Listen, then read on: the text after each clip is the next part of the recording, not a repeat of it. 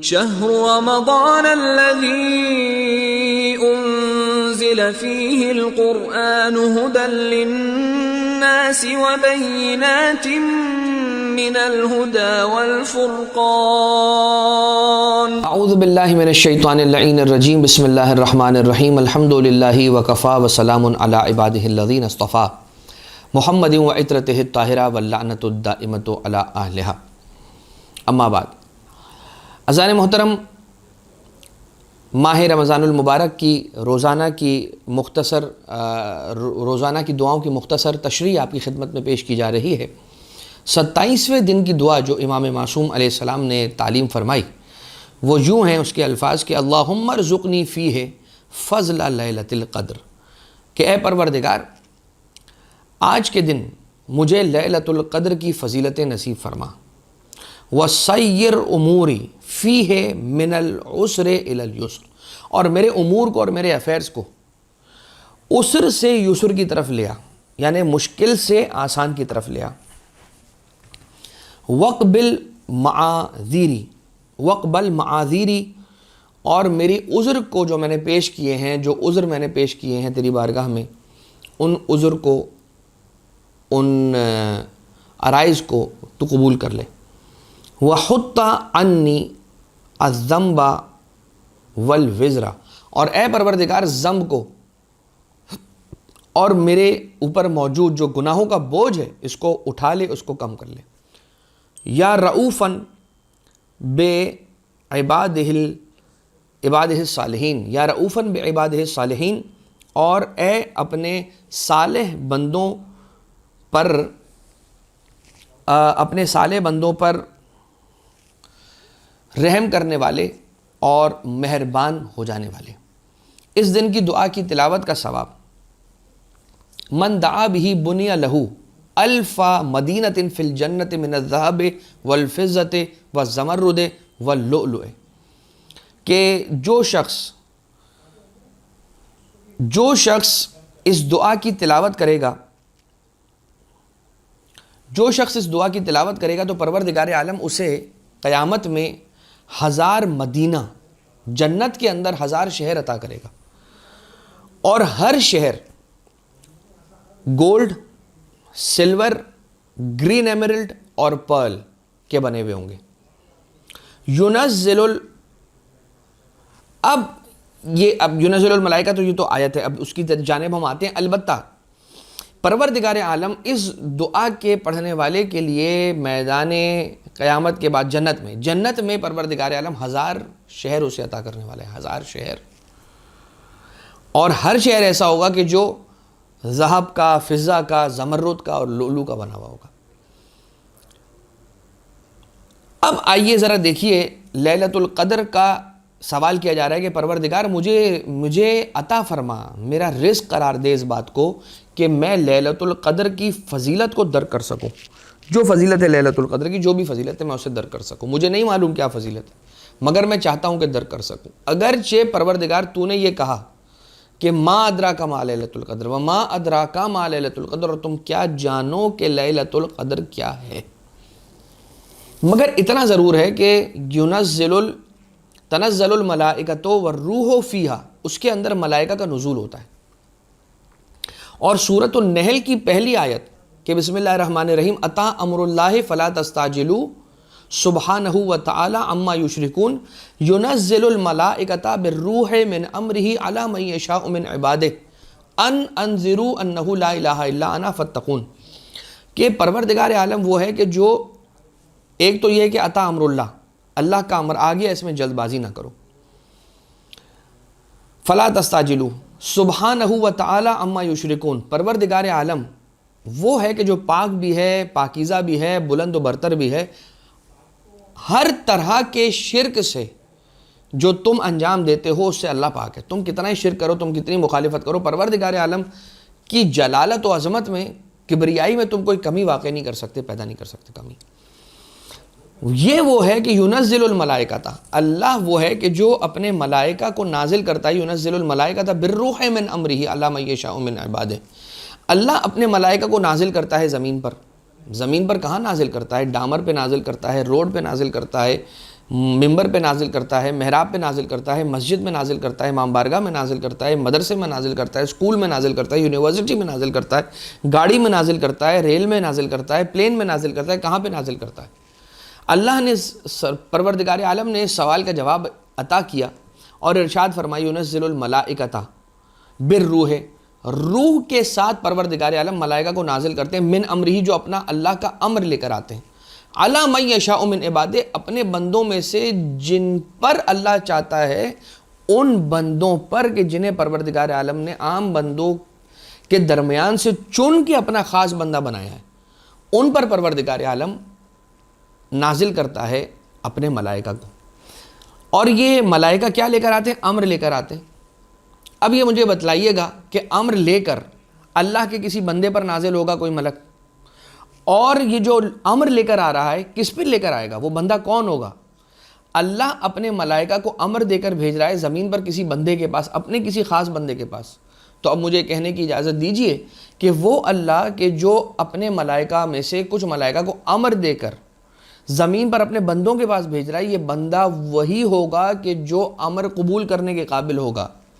اللہ امر دے کے ملائکہ کو زمین پر کس کے پاس بھیجتا ہے؟ صاحب الامر کے پاس بھیجتا ہے۔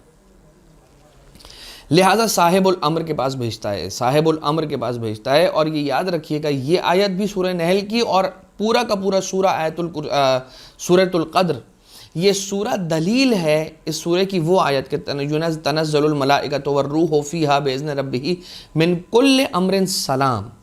یہ پروردگار عالم اپنے ملائکہ کو امر دے کر صاحب الامر کے پاس بھیج رہا ہے، اور ہر سال بھیجتا ہے، اور جب تک شب قدر رہے گی قیامت تک، تب تک پروردگار عالم بھیجتا رہے گا، تب تک پروردگار عالم بھیجتا رہے گا۔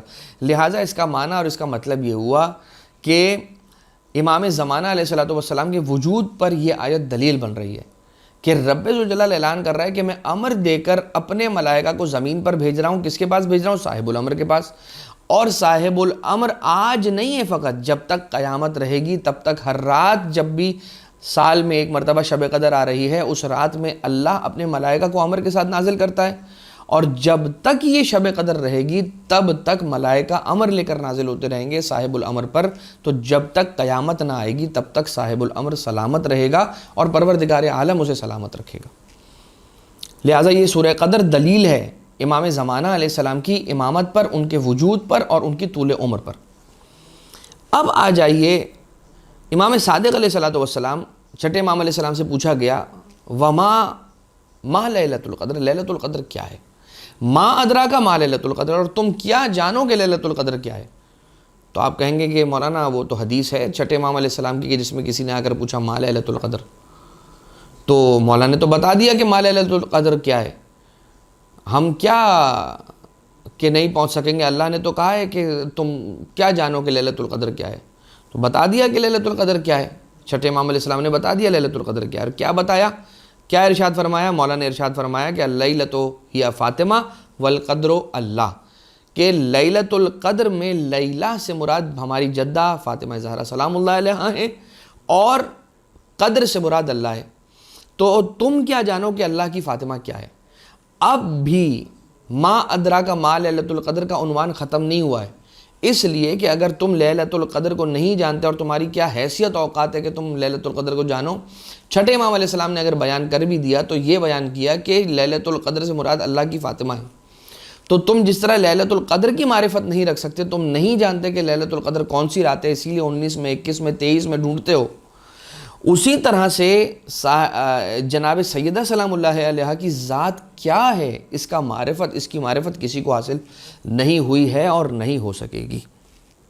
لہٰذا من ادرکا حق معرفتہا فقد ادرکا لیلۃ القدر۔ تو پھر یہ یاد رکھیے کہ اگر کوئی شخص جناب سیدہ سلام اللہ علیہا کی حق معرفت تک پہنچ جائے گا، تب کہیں جا کر وہ یہ کہہ سکتا ہے کہ میں نے حقیقت لیلۃ القدر کو پہچان لیا اور پہنچ گیا۔ اب انسان کے لیے کیا کہا جا رہا ہے کہ اے پروردگار، میرے لیے عسر سے یسر کی طرف کا سفر اختیار کروا، یعنی کہ وسیر اموری، میرے امور کو، میرے افیئرز کو، میرے کاموں کو پروردگار دن بدن آسان بنا، دن بدن مشکل نہ بنا۔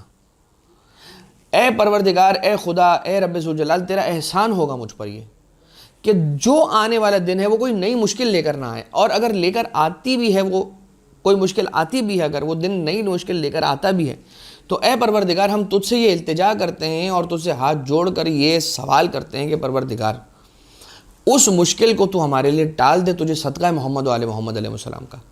اگر کوئی رزق روزی کا، روزگار کا خدا نہ خواستہ کوئی مسئلہ ہے تو پروردگار اس مسئلے کو ہمارے حل کر دے، تجھے واسطہ ہے سرکار امیر المومنین علیہ السلام کا۔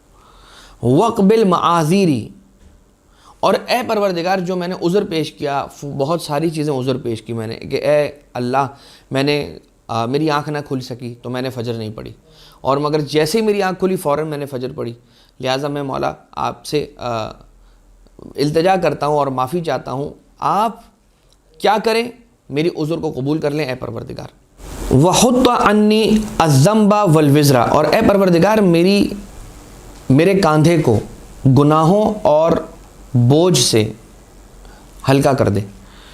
گناہ وہ کہ جو میرے اور تیرے درمیان ہے وہ گناہ، اور وزر وہ کہ جو میرے اور تیرے بندوں کے درمیان ہے۔ وزر کس وزن کو کہا جاتا ہے؟ وزر اس وزن کو کہا جاتا ہے کہ جو میرے اور لوگوں کے درمیان ہے، میں نے کسی کا مال کھا لیا، کسی کا حق ضائع کر دیا، کسی کا کچھ ضائع کروا دیا، کسی کا کچھ تلف کروا دیا، تو وہ دونوں طرح کے میرے حقوق جو میں نے ضائع کیے، حقوق اللہ ضائع کیے، حقوق نہ ضائع کیے، وہ دونوں ہی پروردگار اس کے وزن سے مجھے رہائی عنایت فرما اور ہلکا فرما۔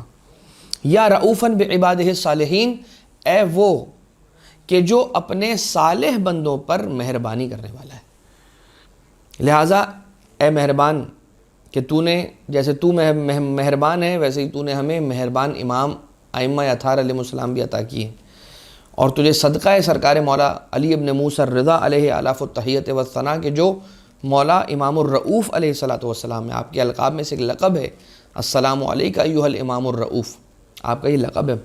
تو پروردگارہ تجھے واسطہ مولا رضا علیہ السلام کا ہمارے گناہان کبیرہ و صغیرہ سے درگزر فرما، ہماری روزے کی عبادتوں کو قبول فرما، اور ہمیں غم اہل بیت اطہار علیہ السلام کو بہتر انداز سے منانے کی توفیق عنایت فرما، صاحب الامر علیہ السلام کے ظہور میں تعجیل فرما، ہمیں مولا کے اصحاب میں شمار فرما۔ ربنا تقبل منا انکا انت السمیع العلیم، بجاہ محمد و آلہ الطیبین الطاہرین۔